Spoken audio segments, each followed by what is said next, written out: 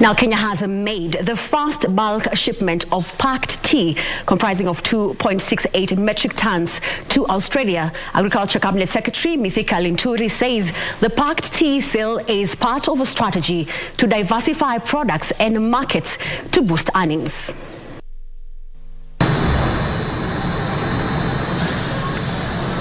Pakistan and Egypt account for about 60% of Kenya's total tea exports. Both countries are facing economic difficulties, prompting Kenya to start scouting for new markets in West Africa and the Middle East in a diversification strategy.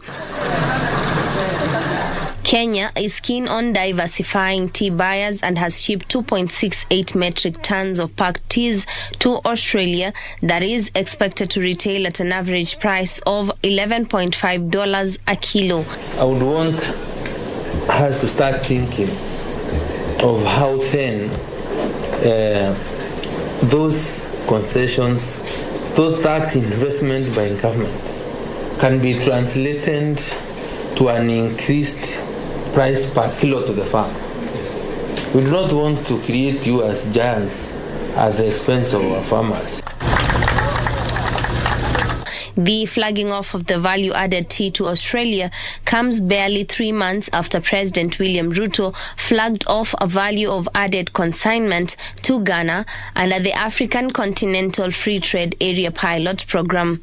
Orthodox tea is able to fetch 4.5 shillings per kilo, 4.5 in dollars per kilo, compared to the normal CTC tea, which is going at 2.5 shillings at the tea auction. This is part of the reforms. The reform is all about promotion. So if we are able to tackle and manage the entire to do with the process of reform and all that, and we promote tea, being the best, we are the best, we are the major exporter globally, and therefore we want to maintain that.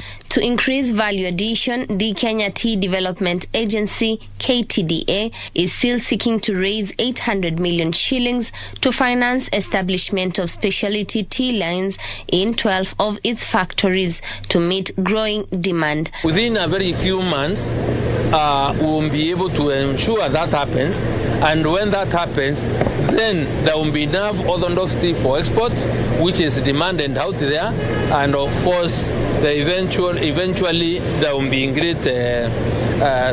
This will translate to more money to the pockets of our farmers. We want to promise that companies like Empire, who are promoting our economy, who are promoting us through many ways. In tea sector, we are going to work together.